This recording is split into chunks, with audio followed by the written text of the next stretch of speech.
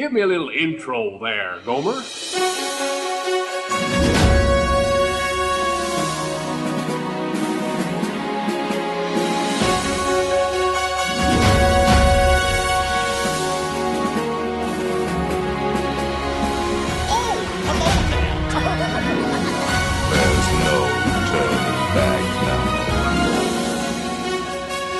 Let's put on the show.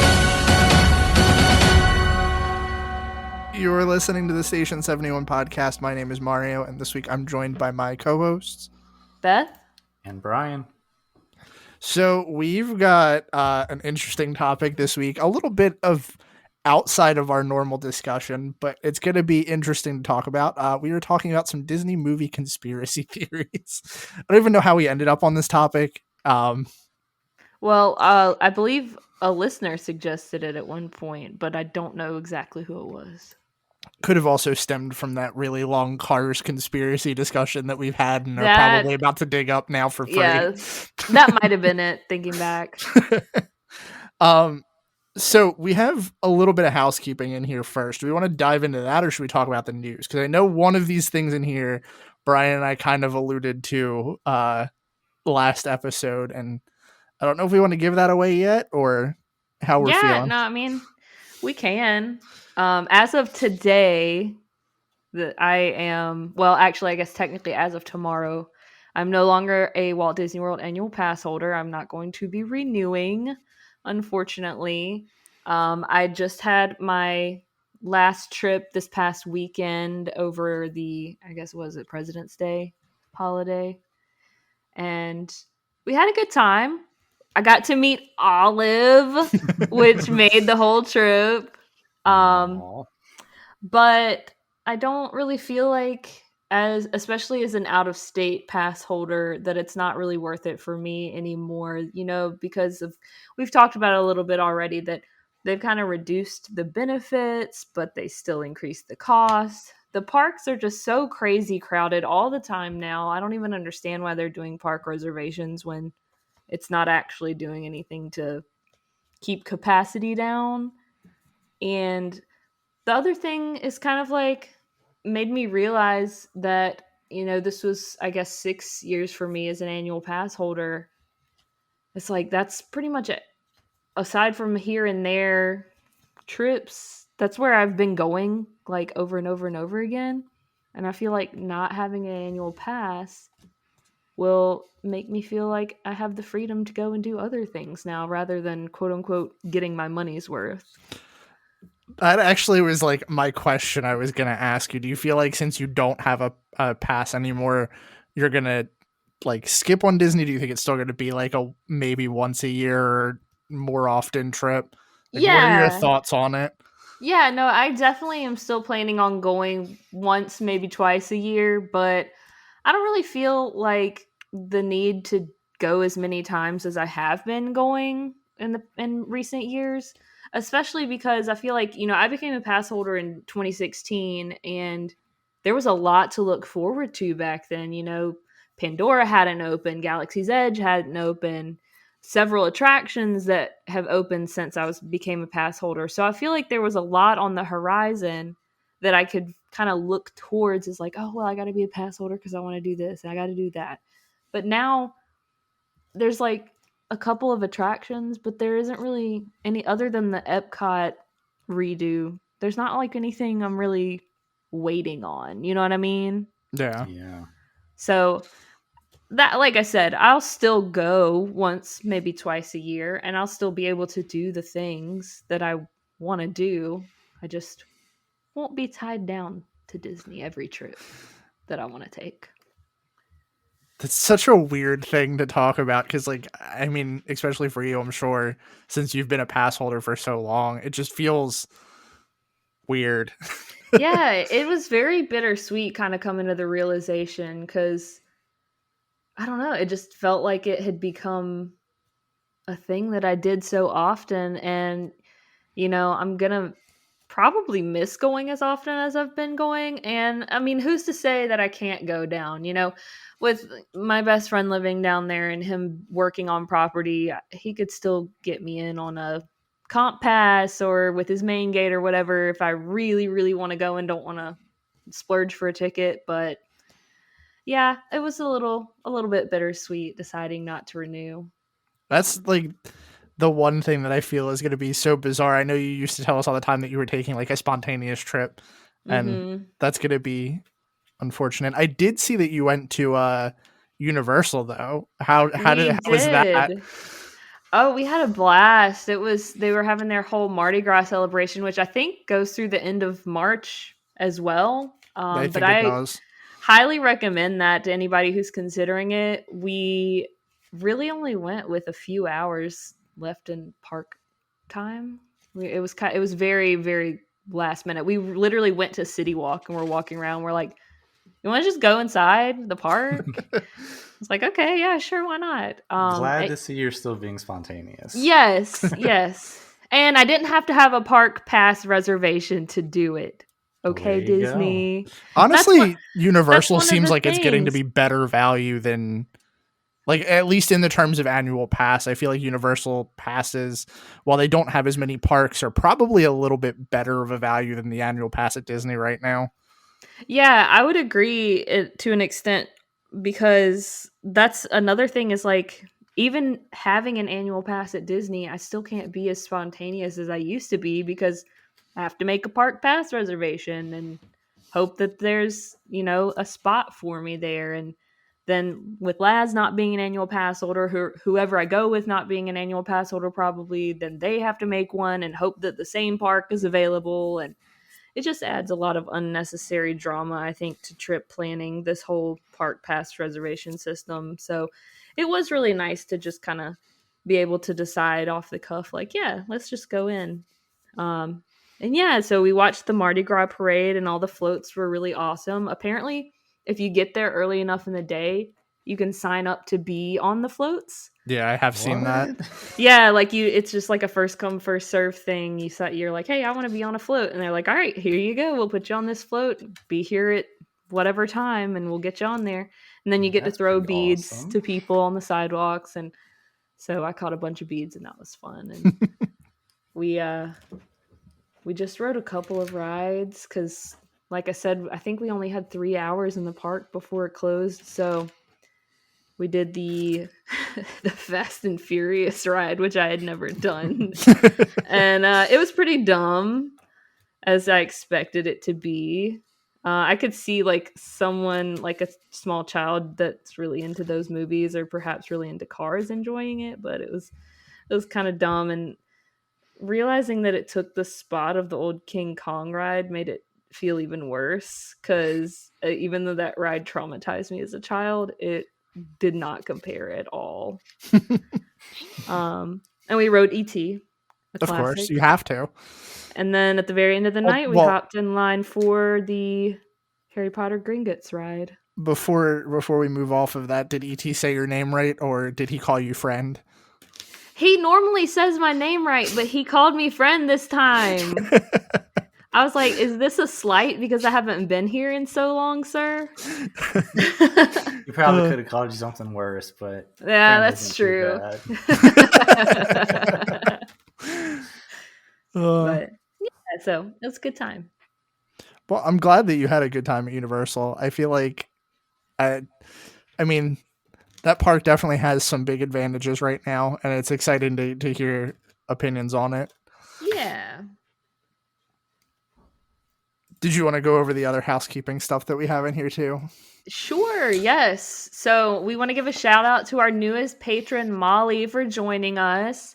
If you're listening to this now, I'm sorry you have missed out on the deal, but we were offering an awesome buy one, get one free deal if you signed up in the month of February. You got the month of March for free, and she decided to take advantage of that. So she will be enjoying over 60 hours of exclusive content on our Patreon, including our most recent Disney Watch Club for Fuzz Bucket that we all can't stop thinking about, or are trying to at least stop thinking about. I just love that you posted that on Instagram today, and you were like, this movie gave us nightmares, and I was like, great, they're coming back. It was a rough one. That's the hardest movie to get through. I don't think I'd have been able to do it if you guys weren't with me for it. Yeah, that is definitely one of the worst movies I've ever seen. So, I'm but glad it was we a watched fun it. one. It was a fun one to record. It was just painful to watch. Oh, absolutely. That definitely crossed the so bad. I don't want to say so bad it's good, but so bad that it was very enjoyable to sit there and laugh at how bash bad it. it was while we were watching it. I wouldn't call it so bad it's good, but I would say it's so bad that I can't stop thinking about it. That's for sure. It stays with you. But speaking of Watch Club, we do also have a Watch Club announcement as well. So yes. So we did drop the ball on February a little bit. No, It's a short month. Slickest cover up for this, and you could have just gone with it. you could have just let everybody I believe that we were know. being smart, but All right, well, everybody just forget that I said that. And what we're going to do is actually combine Black History Month and Women's History Month with the best Disney movie, in my humble opinion, The Princess and the Frog, which I actually have not watched in probably over a year. So I'm excited to go back and enjoy it once more. it's been a while since I've watched that movie too. And Kirsten has to join us for that one because she's never watched it. That still blows my mind. I That's know. still so bizarre. Terrible. So before we do topic of this week, we have our news to cover as usual. First thing on here that we have is that the complimentary lightsaber sleeves return to Savi's. That is such a weird tongue twister. Along with a price upgrade, which is relatively old-ish news. And some upgrades that they're offering now. So previously they were out of stock of the lightsaber sleeves. Guests were given Supposedly. yeah.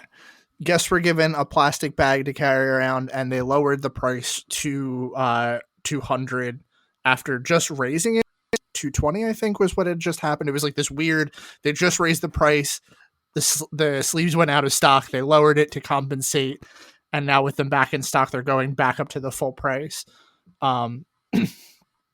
Yeah, that's the big news here.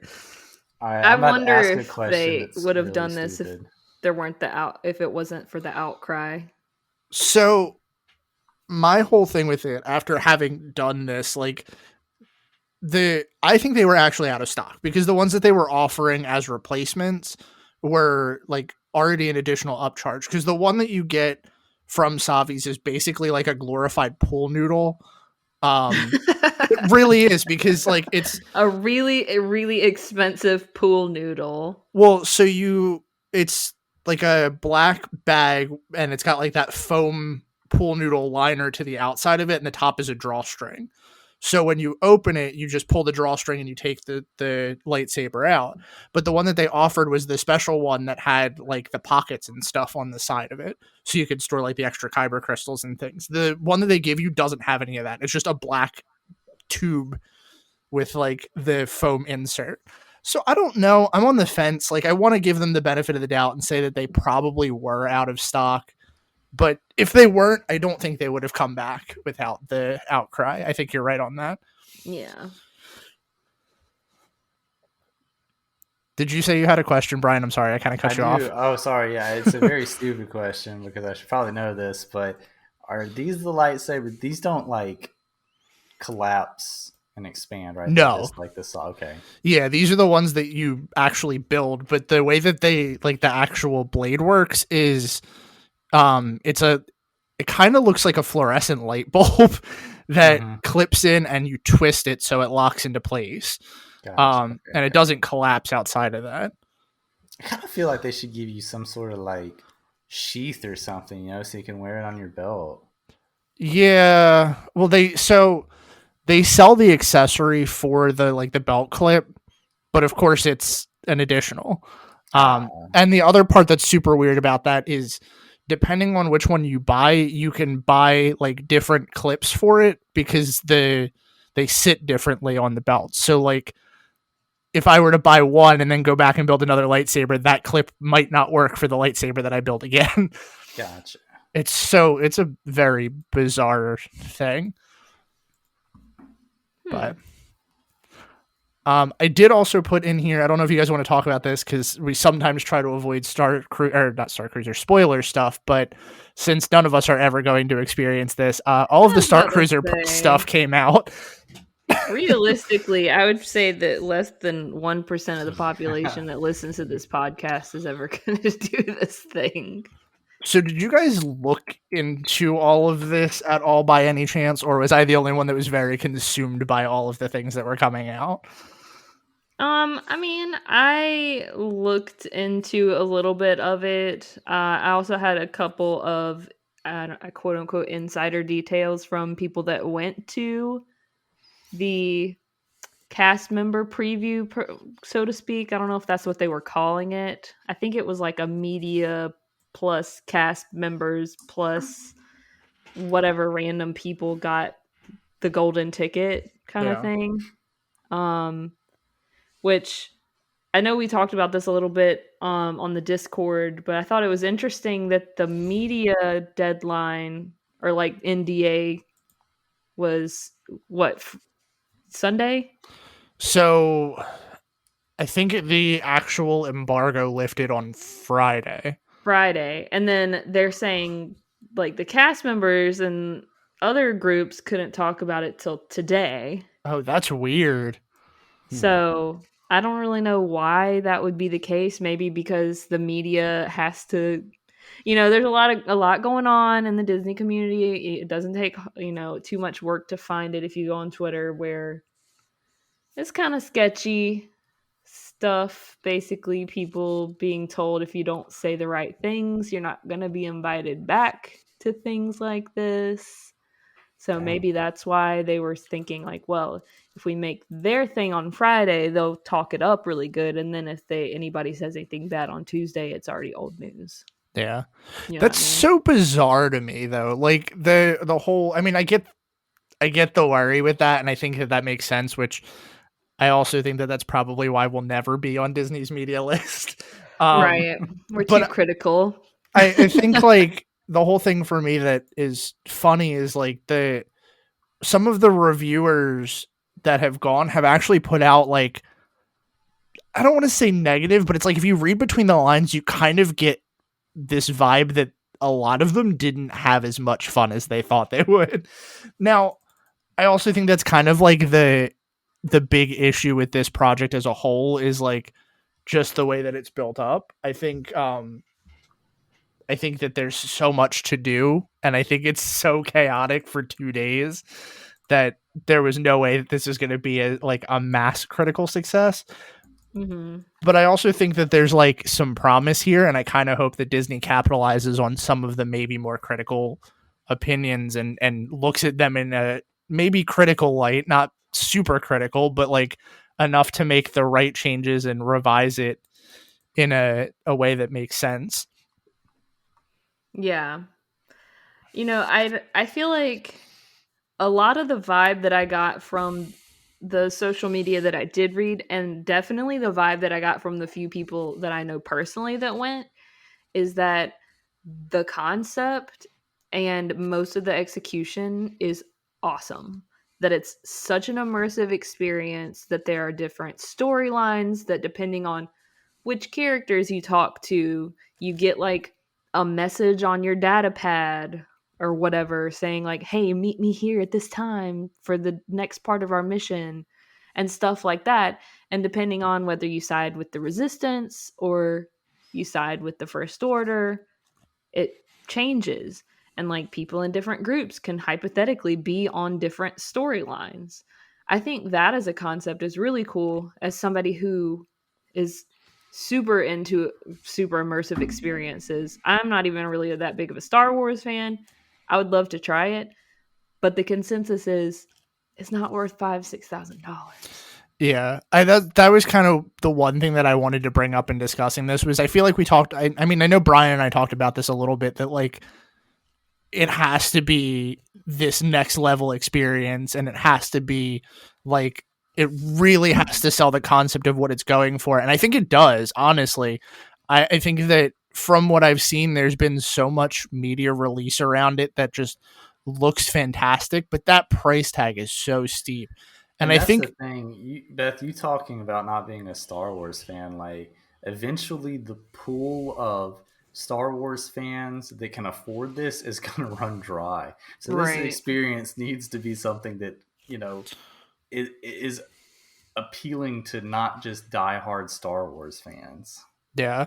And I think that's the funny thing about it to me is that I think Star Wars is probably the right IP for this, right? I think that Star Wars is like the one property that they have. Maybe you could probably pull it off with Marvel somehow, but I think the fact that Star Wars has more of a like, you don't have to be special to be special kind of vibe in their universe, that just makes it so much easier to tie this kind of thing in. And I think that the way that everything looks like it's been executed looks fantastic. I just worry about, like you said, Brian, when that pool dries up, does this price go down? Do they start cutting those things? Like, where does that go? And even outside of that, like 2 days is a short time. And the one super critical complaint that I've been seeing is that this feels every bit of those 2 days. Like you feel like you have to do things because it moves your story along. It does, you know, it does change things depending on what you do. Like, for example, one of the big critical gripes that I saw on Twitter, which again, this is Twitter, take it for what it is, was that at one of the points during the media day, there was like a line dancing thing that happened in the lobby because they were teaching people how to do this dance. But eventually that comes up later in one of the storylines, is that, you know, you're at the cantina and the singer that's there made the crowd do the line dance. Like, I think that stuff like that's really cool, and it's neat that it's this very immersive, in-depth experience. But I wonder, like, The FOMO, man. yeah, I feel like that it's so bizarre because it lives in this weird space for me that, like, I would love to do this, but I would be terrified that, like, it's just one little thing sets it off. The other thing that, like, I saw on there too was that some of the storylines, like, there's the First Order and the Resistance one are the main two, but there's like little sub ones that you can kind of go on as well, and those sort of not like pull you out of the main two, but they give you different things to do while some of the other things are going on. And because of that, like, what if I get stuck with the crappy story on my first time? Like, there's so many weird variables to this that I think shouldn't be issues for me, but they are. And I think the only reason I'm thinking about it that way is because the price tag is so expensive. Mm-hmm. Yeah. And that's the downside, is that I don't know, going on like a cruise, which I feel like this experience is maybe the closest thing that Disney offers to a cruise outside of their cruises, where you're doing this like fully immersive thing that you're kind of stuck on for 2 days. Like, yeah, you're spending this much money on it. I'm going to be thinking, well, I'm tired, but I don't want to go to sleep right now, because what if I'm not getting my money's worth for these 2 days? Yeah. There's that price completely changes up, I feel like, the whole mindset you have going into the thing. Yeah. So what would you guys think would be a fair price for this? Like, just realistically, because I think the funny thing to me is I think like 5,000's not off, but I also feel like it's too expensive at the same time, and I can't quite pinpoint it. Like, I want to say, okay, this experience should be $100, but that's not realistic for all that they give you. Yeah. Right. I mean, so not only does it include this like super immersive experience, it also includes like a dinner the night you get there, dinner the next night, and then a breakfast on the way out, I guess, I think is what it's saying online. Those, like, that in and of itself is like 2 nights at a really nice hotel on Disney property. That's, that's already going to be like $700 a night. Yeah. Just to sleep in the bed. Then the dinners, add another, I don't know, really ritzy meal would be what, like $7,500. So that's, I don't know, $200 for the dinner, let's say $50 for the breakfast. I would say that $1,000 and change a night would be a fair price. Maybe $1,200 a night. I would probably even push it and say maybe 2,000. Maybe even 2,000. I would say 2,000 is probably a good point if you factor all that in, because you also have to factor in the immersiveness of it. Yeah. There's a lot of cast members gonna be doing a lot of stuff to make the experience there. But I think it's gonna, again, not to draw the same comparisons to the cruises, but it's like looking at the Wish right now, the new Disney boat. Like the first sailings on that are insanely expensive, way more than anybody's going to be paying in probably a year to go on that boat. And I think that this is going to have to be kind of the same thing. You can get the people now that are willing to pay this, that are diehard Star Wars fans, that have a lot of money to burn. They want to be the first. They don't want any spoilers. And it's worth it for them to pay for it. But that's the thing. Eventually, it's going to be worth less and less because that pool's starting to dry up. So I think we'll see a price drop closer. I don't think it's necessarily going to get down to 2,000 a night. I would probably see this north of like 2,500 at least for the next couple of years. But I think we're going to have to see some sort of steady decrease in the price. I could probably stomach 25 over 5. Oh, for sure. And the wild thing to me too is like a lot of the stuff that I thought were going to be issues with this when I first saw the concept and everything have just totally turned into non-issues upon seeing like the reviews, the videos and stuff like that. And I think that's what's crazy to me is like, I don't know. I was worried about like the size of the rooms because like we talked about, the closest thing that you can compare it to is a cruise ship, but like you get a full size room in there. Yeah, there's a little bunk bed thing that's built into the wall, but like some of the reviews I was looking at were saying that you could fit a person that's easily 6 foot in one of those. Like that's a large bunk bed. Yep. And just like on a cruise, I have never really cared to pay for a nicer or larger room because, in my opinion, the only thing you should really be doing in there is sleeping. So right.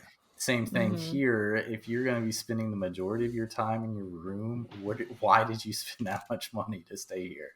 And then, well, see, that's the other problem with this whole thing is that the price is the same regardless of whether or not, like, well, I guess that's not entirely entirely true. The price is not the same whether or not you have what I think it sleeps 4 people, 5 people. Yeah, maybe.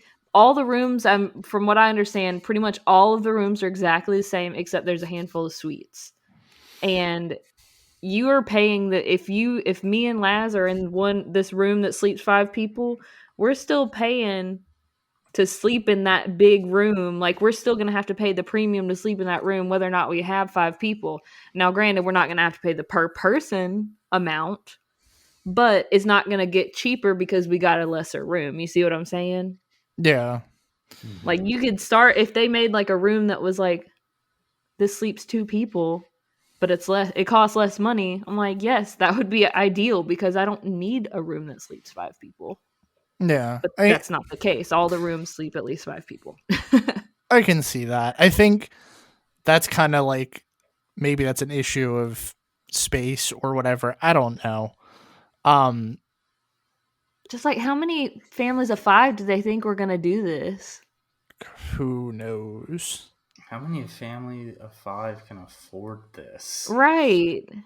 Like why didn't they make most of the rooms like sleeps 2 people and then they make a big chunk of them sleep 4 and 5 and then I'm sorry, if I've got 3 kids and Junior ain't even seen all the Star Wars films, I ain't paying for him to go to Junior's staying at home with the babysitter. Huh? The scaling on the price is super weird. I actually didn't even look at that until you mentioned it, Beth. It works out to be a little bit cheaper if you take a child with you. Like, all right, Brian, let me borrow your baby. Well, so like the starting from rates on here, it's 2 guests per cabin, $1,209 per person per night. or $4,809 voyage total. So per person, $5,000. 3 guests per cabin. Actually, no, sorry, it works out to be a little more expensive. But it's so weird, and I think the way that they're booking it is also weird because like it's not an outright explainer cost, and I don't know. I feel like they know that this is confusing and that it's gonna be just a mess to deal with. They're just preying on some stupid rich people. Probably. I do Now, want to. if there are any stupid rich people out there that want to go with me, Please pay our Star Cruiser. I will buddies. Stop gladly- calling them stupid rich people. I will gladly stop calling you a stupid rich person. Maybe that's what we should throw our Patreon money for. Oh my gosh. Not that we have that money, but Wow, I was about to say, have I missed something for the past couple of years? I mean, I was just gonna say plug our Patreon and maybe we can afford a Star Cruiser stay. Yeah, we will review it for you guys in excruciating detail. We will do a live episode. the entire time. Yes. I mean, this could probably be cut from the episode, but the reviews of the Cantina though have been like absolutely glowing, like everything that Galaxy's Edge should have been. Yeah, which is crazy. I've heard Gaia is like the everything, the character Gaia on the ship. She's like, you want to be in with her. I'm gonna send this link to I guess the Discord, just for the Disney page for the dining, and like even just the pictures are. Am I eventually going to do this? Probably not. Do I think about it all the time? Absolutely.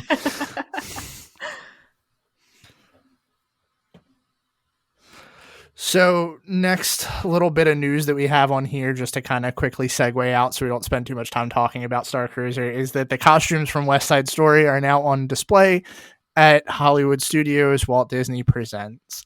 Be cool if I had been able to watch it yet. This is still so bizarre that like they just throw stuff in there for like the movies that are coming to any of their platforms, and it still is so weird to me that this is technically under the Disney umbrella. Mm-hmm. They got Descendants in the corner though. Still, you see them over there. Those are the Descendants costumes. Those have been there for like forever, haven't they? They've been there quite a while. But have either of you seen this? Maybe? I have not. No. Me either, but it comes to Disney Plus on March 2nd, so I'm looking forward to it at some point. Let's talk about our topic this week. We decided to talk about some Disney conspiracy theories. Again, I'm kind of excited about this, I guess. I love talking about this. So, where do we want to start on this list? Do we just want to go down the line here? Yeah, let's get it out of the way. All right, Cars. Yes. Yes. Do we need to say any more about Cars? Oh. Well, I feel like this is a little bit of just going to be an extension of that post show we did for Patreon that one time. But we got to cover the basics at least. If you really want to in-depth Cars universe talk, I feel like that was a pretty good one on our Patreon. But my favorite things about the Cars universe is thinking about all of the contradictions and all of the historical events that had to have happened in the Cars universe, right? So, and if you're easily offended, then you might want to skip this section. I don't think I'm going to say anything offensive, but maybe the implications of it is uncomfortable for some people. So I do want to preface it by saying that. But in Cars 2, which Cars 2 is just a whole ride, pun intended, in and of itself, there is a Cars Pope, right? Yes. Mm-hmm. Does this not imply that there is a Cars Jesus? A Cars God? Did the Cars Jesus die on a car cross? Like, How do they justify this stuff in their heads? You know what I'm saying? Yeah. It begs a Like lot of questions. the Cars universe has like the implications that World War II happened in the Cars universe. You know, it even has planes, right? It says that there's a World War II flashback in the Planes movie, which is not directly, you know, they I feel like they try to push Planes to the side because it wasn't as successful as Cars, but it's definitely in the same universe, you must admit. I think they push it to the side because they don't want to answer the questions that it brings up. That's probably true. Speaking of But weird universes, does Cars exist in like the same universe as Brave Little Toaster?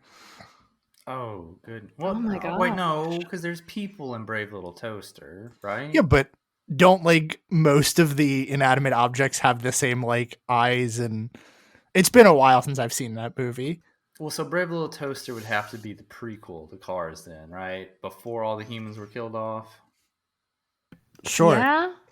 I guess that's a valid assumption.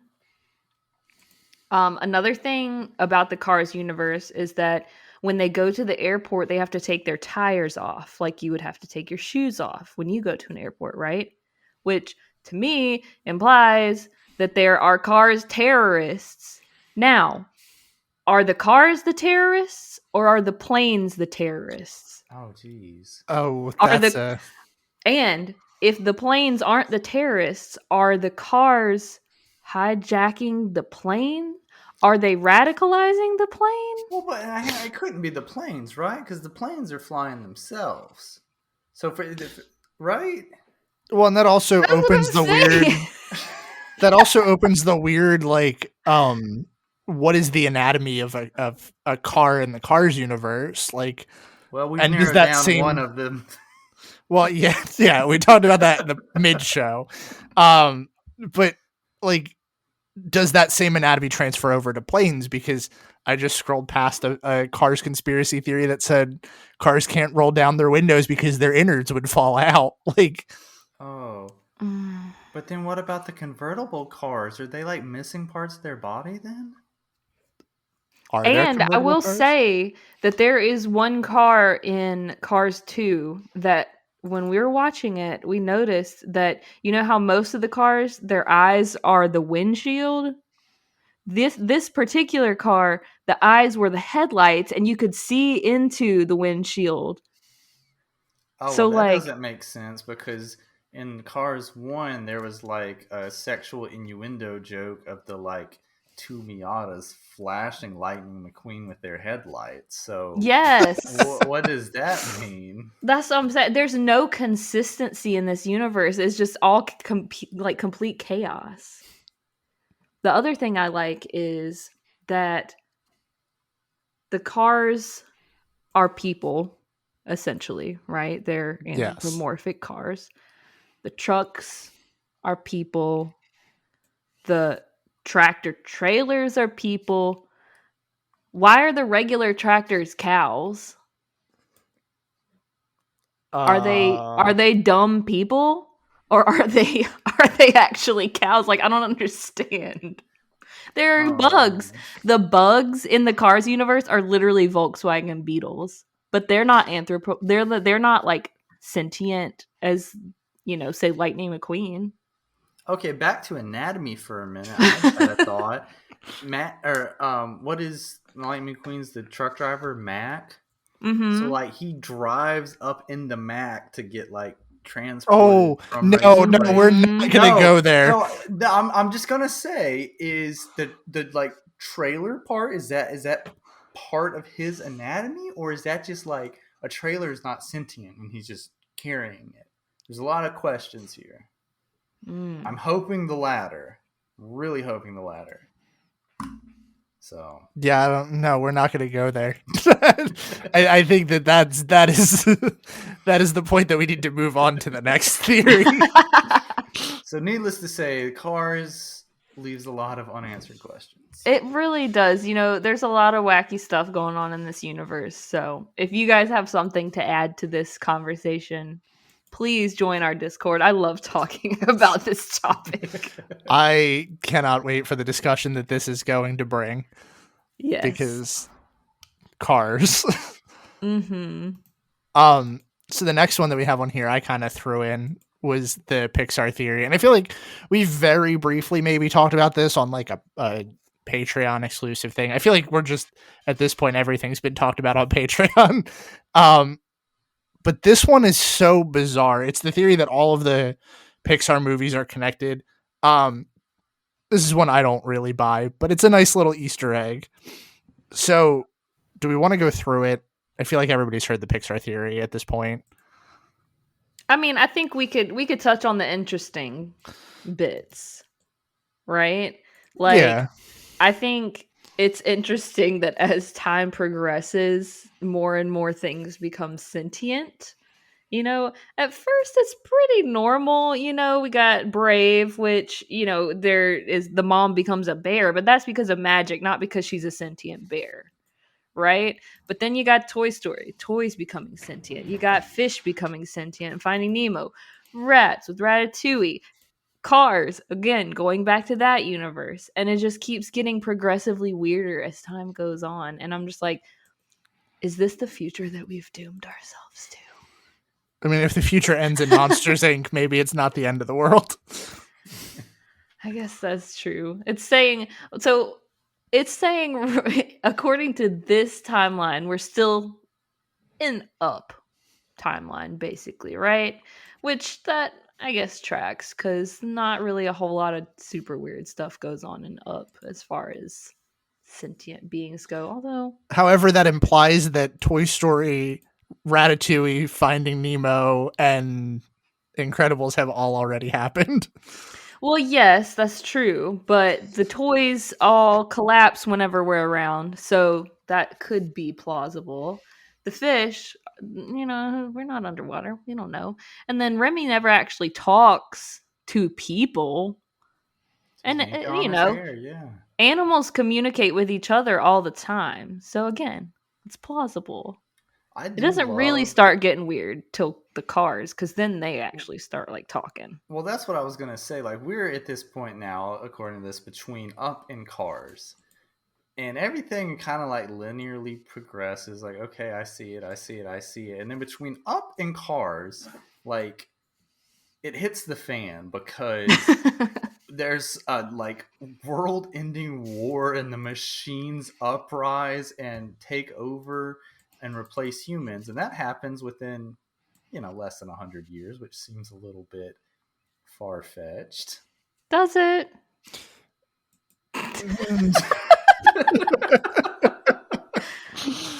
Automation, man. We're not that far away from it. I know, but we got automated, non-anthropomorphic or sentient tractor cows. That's that.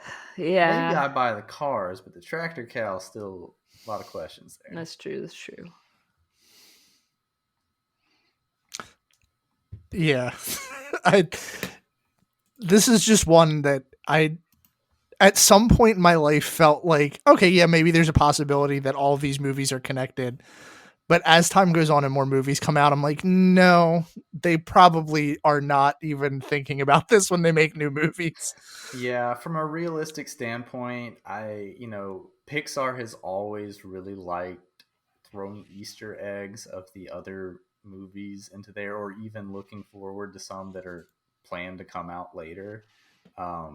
So I think that's where a lot of this really got started, and then it just spiraled into this crazy theory that we have now. I also love, like, when a new movie comes out, the guy that originally wrote this, he has a website and he posts blog posts about like where the new movies fit into them. And I'm reading his Good Dinosaur one now, and it feels like a fever dream. Which I mean that movie kind of feels like a fever dream. Yeah. God. I do love it all comes back to like Boo being this time traveler now. Yeah. I love that. Okay, you lost me a little bit there. I'm not buying it, but I think it's fun to contemplate. Yeah, and it would be funny if they had thought out that far ahead. Yeah. Boo is infinite. Boo is infinite. She's like Thanos. She's inevitable. All right, so here's a design for a t-shirt that we now have to cut this out of. Boo with the Infinity Gauntlet, and it just says Boo is infinite or infinite. Oh my gosh. I love it. All right, so this next one, who threw this in here? I'm guessing you did, Beth. I did. It's a very sad one, but it's still, I think, interesting to think about. Basically, this is a fan theory on a Reddit from a user that we will link because they don't have a real looking username, so I'm not even going to try to say it. But basically, what they said was, while watching Up, they noticed that Ellie looks red in the cheeks during one of the scenes, which led them down a rabbit hole, remembering that something like scarlet fever could cause infertility. But then they go on to say that they started thinking and realized that prior to 1940, about 87% of houses were using lead-based paint. And, we got that iconic scene where they're painting and they get it all over their hands and stuff. Ultimately, this person is theorizing that the lead was what contributed to Ellie's infertility and ultimately her death. Stupid mailbox. I know. I love that mailbox, but man, what a sad one. But I mean, I guess we don't really get any actual explanation I guess we all just probably assumed that Ellie died of old age, right? Well, she dies. I don't know, Yeah, man. she's not It's been a while. old, right? She's not when like she died. super old, but It's been a Yeah, we while don't- since I've seen that movie, but I don't think that she is. I think the whole point is that it's not supposed to matter how she died. It's like I mean, you could say that about a there's lot no of these. dialogue. But I don't. I mean, that's the questions. It doesn't matter like what killed her. Does it really matter why she wasn't able to have a child? Like we're given this very, very condensed plot, within like 2 minutes of this movie. yeah. I mean, it's sad no matter how you slice it. But It this didn't need just to be added any an sad. extra layer of sadness to the whole thing. Yeah, I don't know. I think that I don't like thinking about this because the first 15-ish minutes of Up or whatever that is, like, doesn't even feel like 15 minutes, but that first chunk of Up is like such a fine piece of media, and I don't want to think anything else outside of that. Yeah. I gotta give a shout out to the comments that someone said, "Wow, you somehow made Up even darker," and the response was, "Up is a real downer."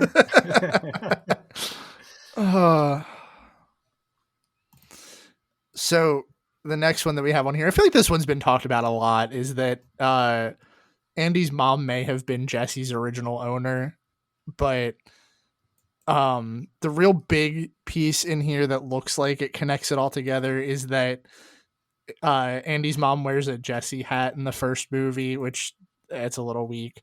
But yeah, how do you guys feel about that? Do you feel like that's a possibility? I feel like if it is, then man, she's a villain throwing her off to the side like that. It's just such a weird one to think about because then like she ends up back with the same owner, but Yeah. Maybe it was fate, Mario. maybe.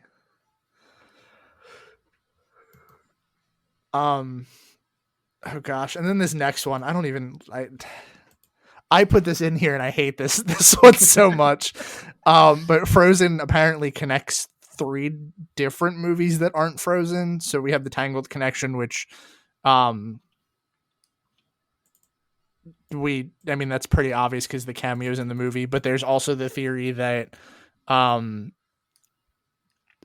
Anna and Elsa's parents were on their way to Rapunzel's Wedding. wedding, yeah, and that's when they died, which is like such a weird theory.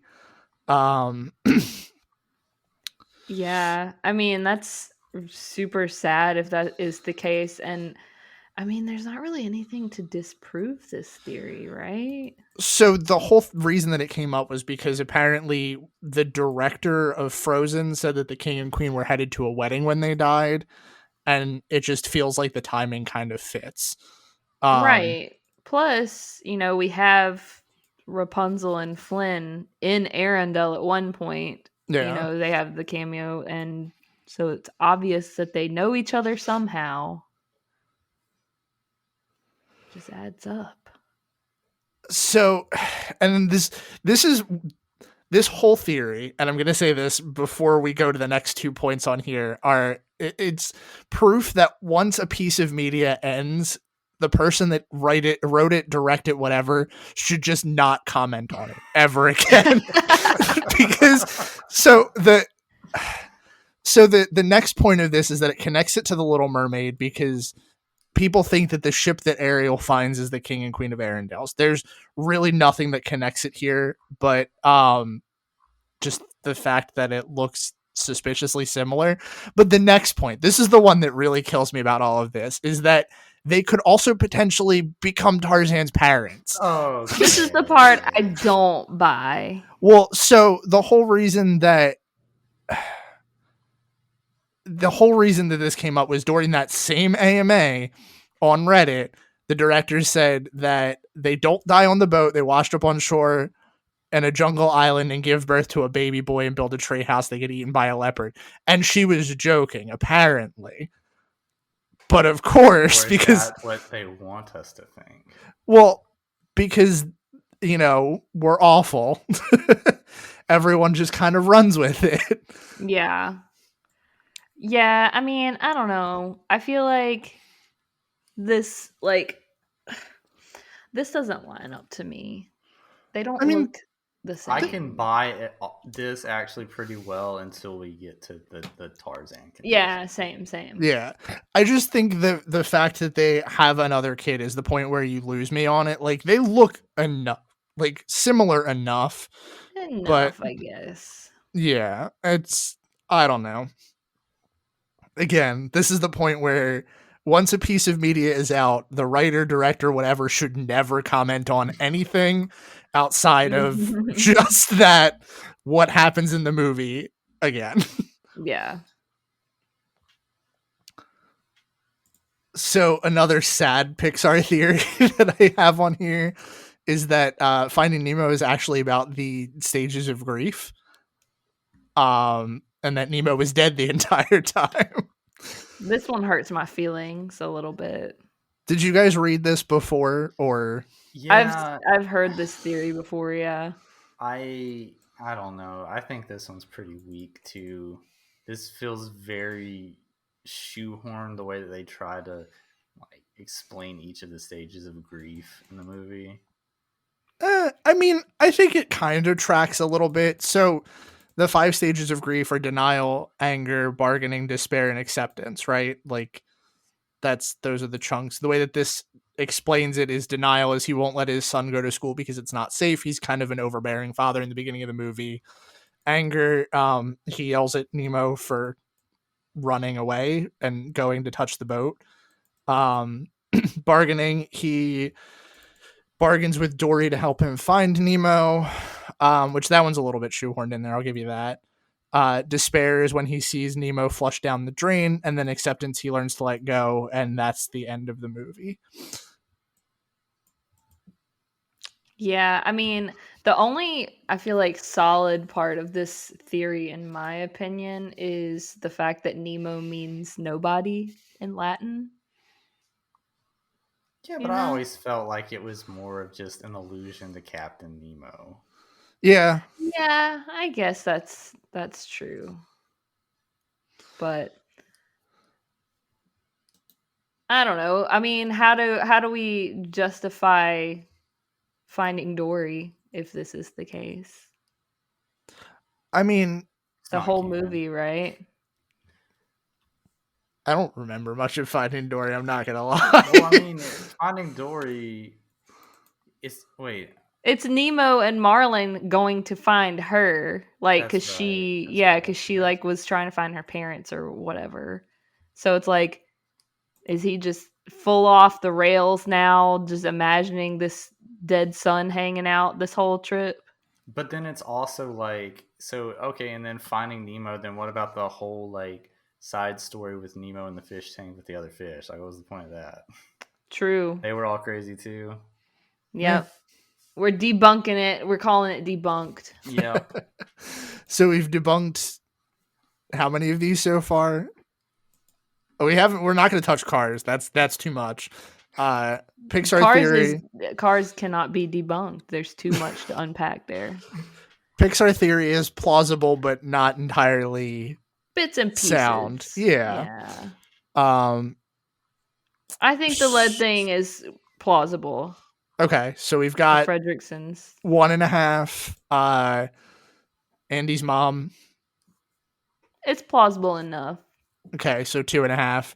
I would give Frozen also a half because we believed everything. Yeah, so that's 3, and then this is the one that we've actually been able to debunk. Debunked. Mm-hmm. Count it. I also threw this one in here last minute if you want to skip over it, or we can talk about it. But I don't know if you guys want to talk about the Peter Pan is the angel of death theory. Let's talk about it. Oh boy. Okay. Let me scroll down to this awful ad infested website and get to the real discussion. I don't know if like when you guys were looking at stuff for this, if you also stumbled across these horrible websites where like 90% of them are ads, but that was pretty much all I could find information on. Yeah.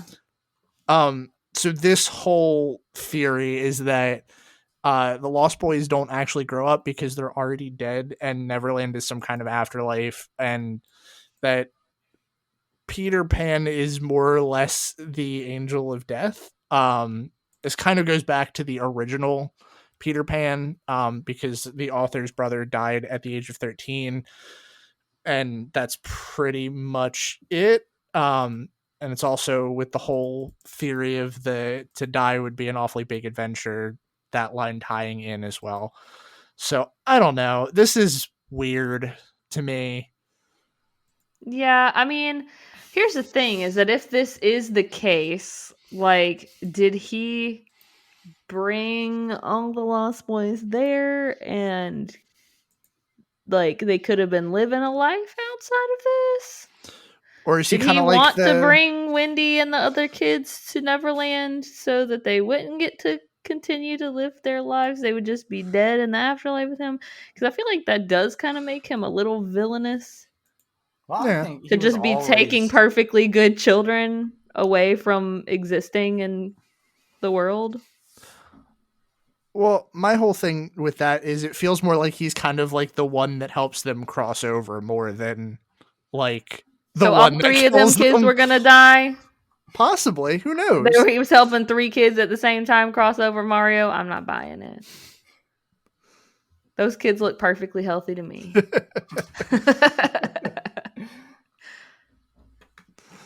What were you gonna say, Brian? I like cut you off on that one.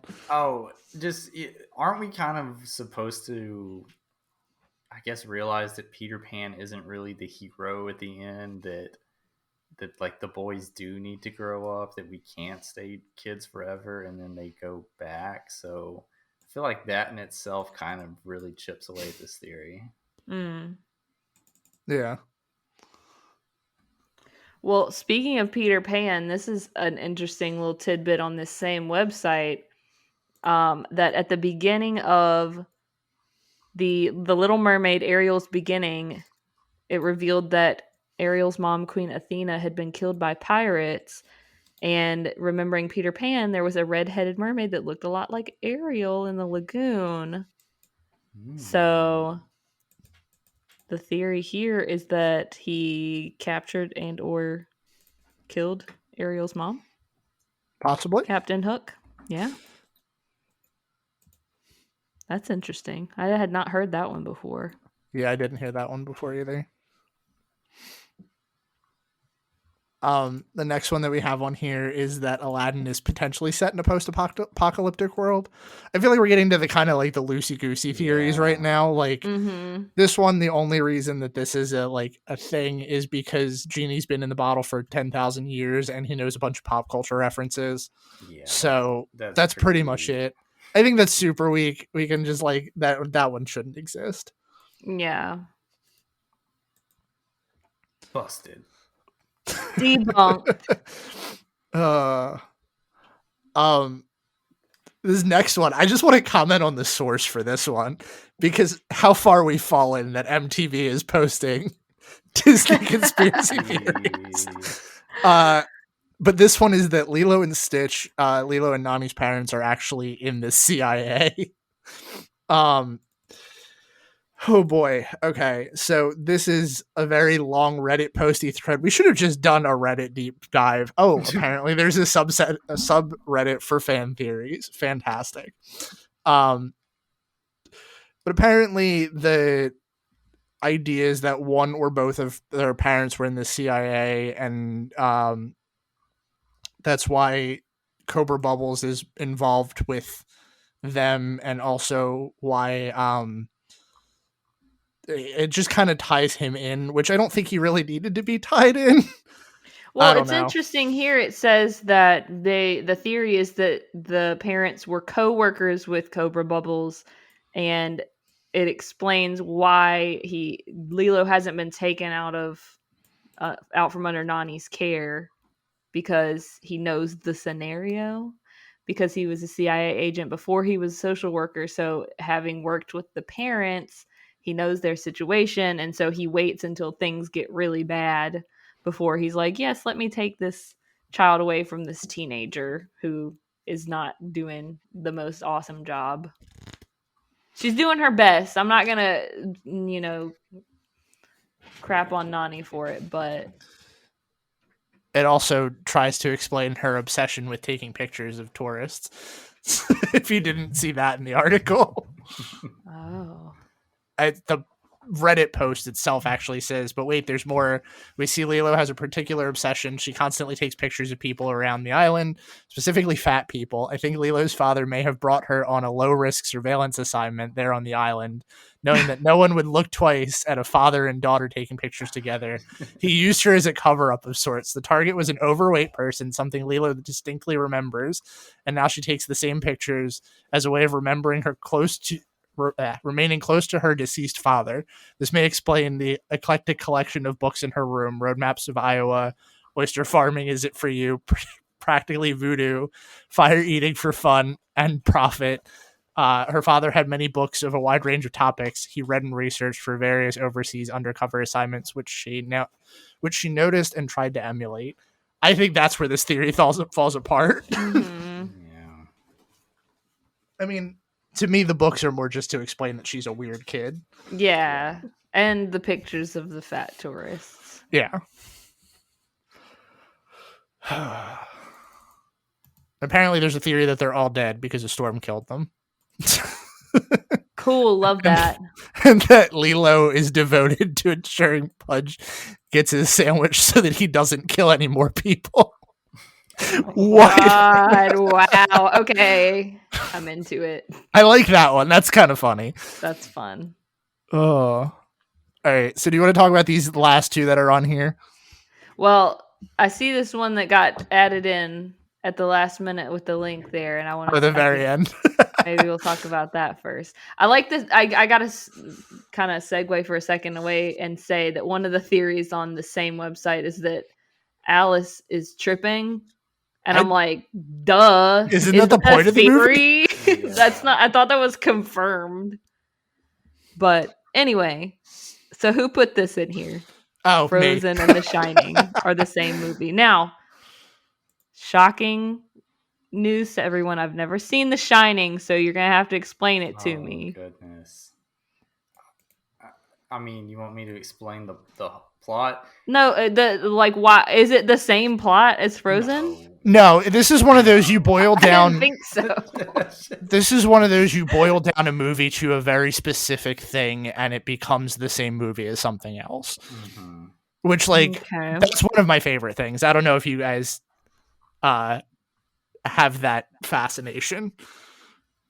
So is Elsa this here's Johnny character or whatever? That's what they are trying to claim. What they're implying?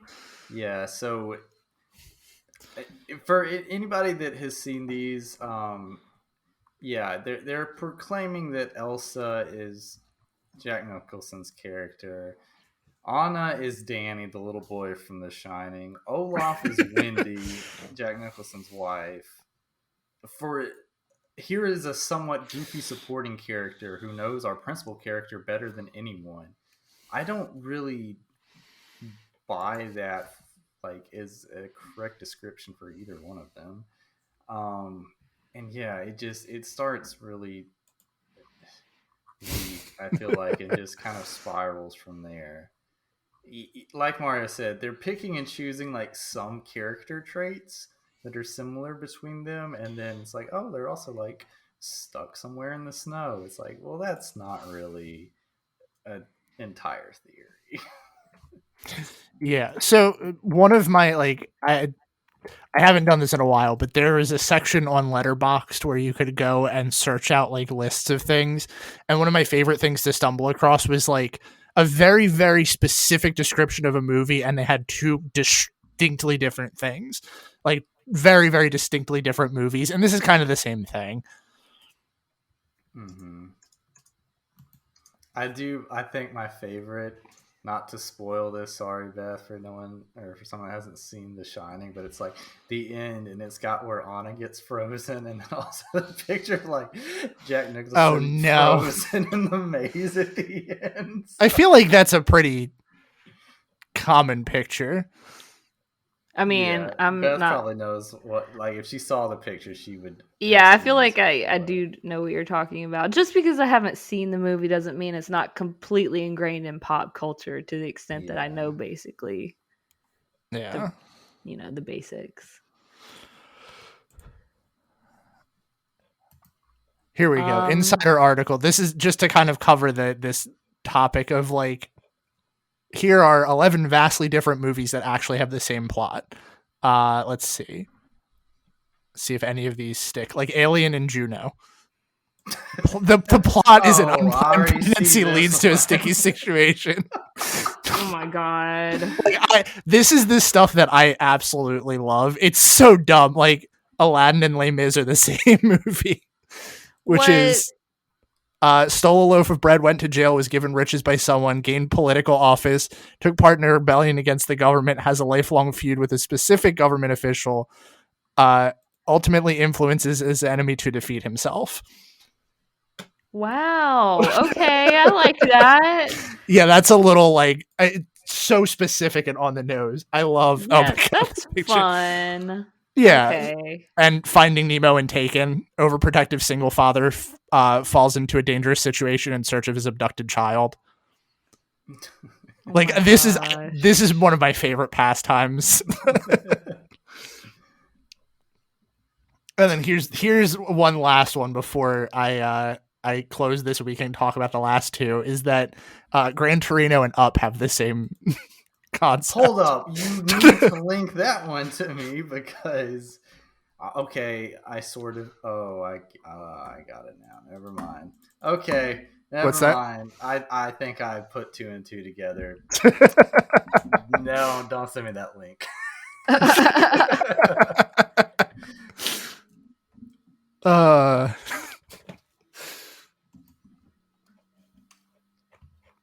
So yeah, we can talk about the last one now if you want. Okay, so these were just I don't remember who came up with the first one, but if I recall correctly, basically the concept was that when Beauty and the Beast, when Mrs. Potts goes to tuck all the kids into bed, all of the teacups, right? Chip is the only one that has a name. But all of them have faces, or a lot of them have faces. There are a bunch of cups in there that have faces, but Chip is the only one that's ever mentioned by name, which we can overlook that small detail. But at the end of the movie, when all of the household items turn back into humans, where are all those children? What happened to those kids? Where did they go? Are they doomed to be teacups forever, or how's that work? Well, maybe they got the choice, and they're like, you know what? Our human mom didn't even name us. I'm just gonna stay a teacup. I'll just be a teacup forever. And then the last one, I have to give credit to my friend Shane, because he brought this up randomly one night when we were out having drinks. And he said to me, you know how in Pinocchio, all the bad boys, they round them up and they're like, hey, we're going to take you to this cool place that you're going to love it, right? All the naughty little boys, and they take them to Pleasure Island. But, obviously it doesn't go as planned, and they all start turning into donkeys. What happens to all the bad little girls? I don't know that I want to know. Probably much worse than being turned into a donkey. Mm-hmm. But it's something that people don't think about. And on that really positive, uplifting note, do we have any last minute ones to throw in?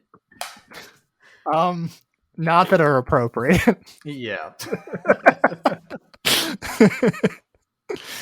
I did come across this one that's not quite as dark as the last one, so maybe this is a better one to end on.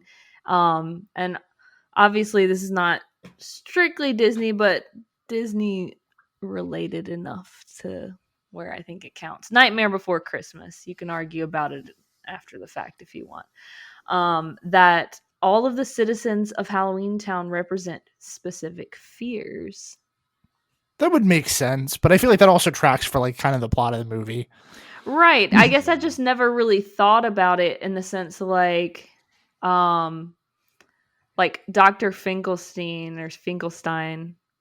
represents old age, which is something that a lot of people are scared of, Sally represents disability and injury.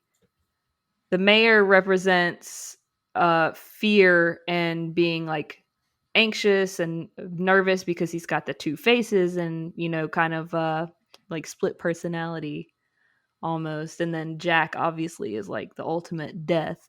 But then they say Oogie Boogie represents the unknown. So I'm kind of by that one. Yeah, I like that one. Oh, I didn't need to read that last part. 0 represents losing our beloved pet. No. All right.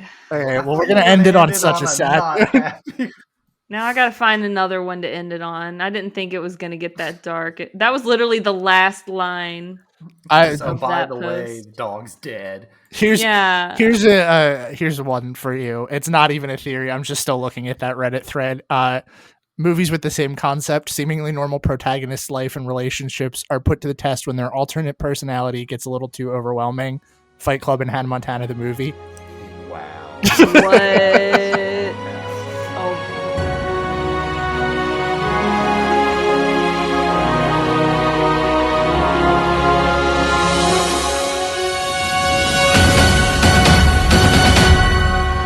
Please stand clear of the doors. Por favor, manténganse alejado de las puertas.